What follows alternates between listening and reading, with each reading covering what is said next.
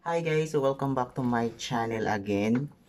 So guys, share ko lang today is June 5, 2024 and nakikita nyo naman sa title, di ba?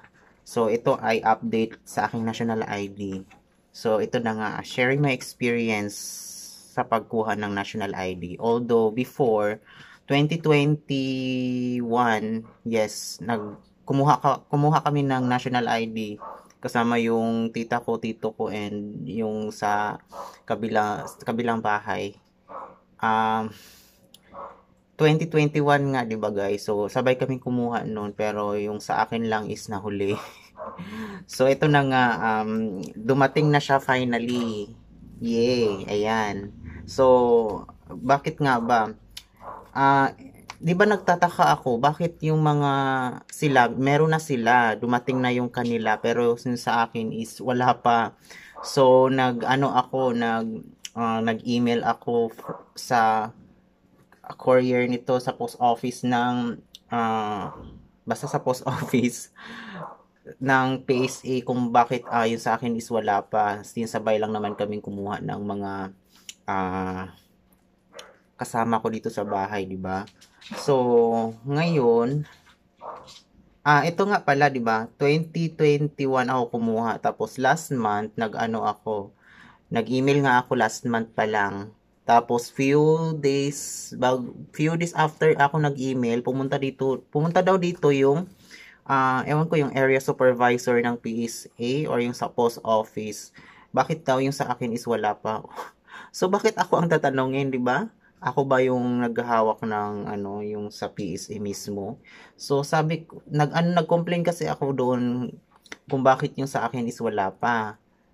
Tapos, nag-respond sa akin yung PSA San Pablo. Kasi tinra ko to guys, nasa San Pablo. Tapos, after ko mag-email, ang gulo ko no? After ko mag-email, nag-respond sa akin. Tapos, nandun, sabi daw, parang forward dun sa, sa post office Kabuyok. Tapos, sinabi dun na, yung attach down nito or ipahanap yung, yung national ID nga, di ba? Kasi, even dito sa clubhouse, tiningnan ko, wala din. So, wala din daw. Kaya, nag-email na ako. Tapos, ayun nga, naalarma sila. Pumunta dito yung area supervisor, hindi ko alam. So, tinatanong-tanong daw yung tita ko kung bakit ganun-ganon. Kasi nag-email daw ako na complain, ganon. So, syempre, pag hindi mo talaga i-complain, hindi nila maano. So, syempre, dun sinabi ko dun naman sa sa email na, eto lang, honest lang to ha. Sabi ko, bakit po yung sa akin is wala pa? So, yung mga sa mga ko, yung sa kasamahan ko dito sa bahay is meron na. Even yung mga nahuli pa nga sa akin, meron na nga sila. So, ayun na. Ay nga, pumunta na dito, 'di ba? So, yun nga. Nakausap sila ng tiyahin ko and eto na, finally dumating na sa wakas. After ilang years, so November 20, ito based sa stub na binigay nung nakaraan, November 30, 2021 ako apply ng national ID. Whereas today is June 6, 2024. 21, 22, 3. So almost magto 3 years na nga. So ito na nga, 'di ba? National ID.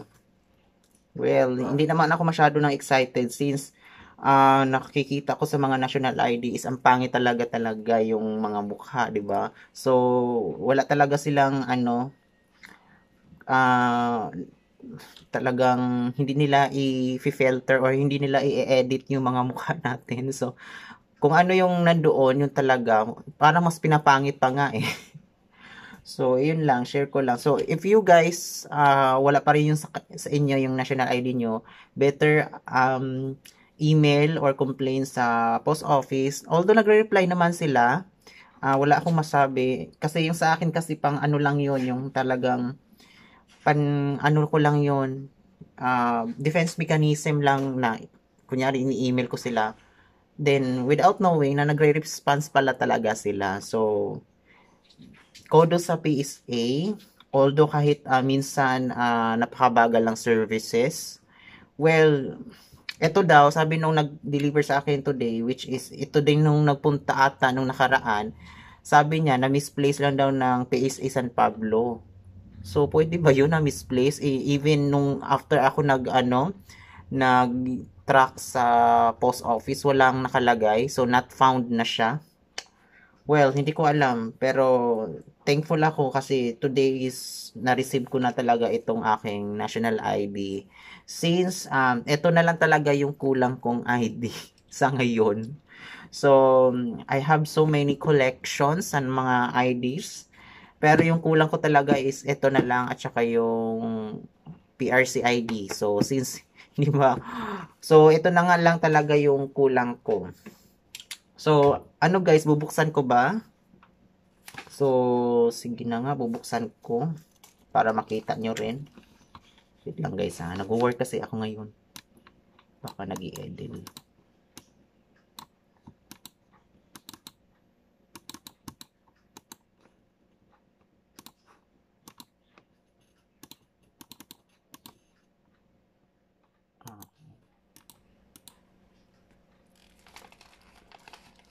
Ayan, so bubuksan ko na guys. So, this is unboxing also. Hay, nako. So, di ba ang tagal ng serbisyo? Even yung aking, yung SSS Human Pay Card, ang tagal. So, kung kayo guys ay, tawag nito,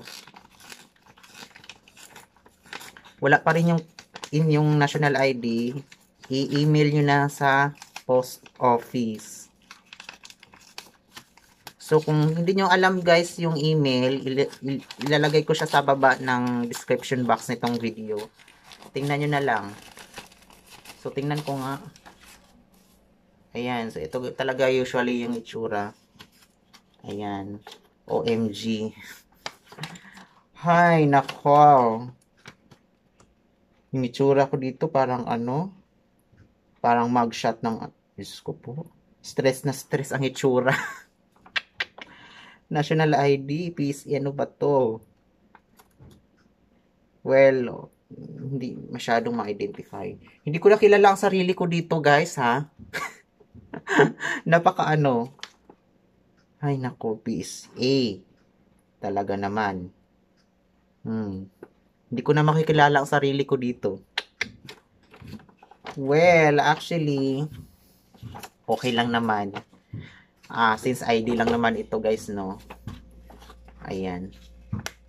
So, tanggalin ko na nga. Although yung aking loyalty card plus pala guys is hindi ko pa natatanggal. So dapat kasi sa PSA, meron din silang electronic chip pwede magamit sa ATM machines like SSS Limit Pay card and loyalty card, di ba? So wala talaga silang kasi dapat sinabi nilang national ID, di ba?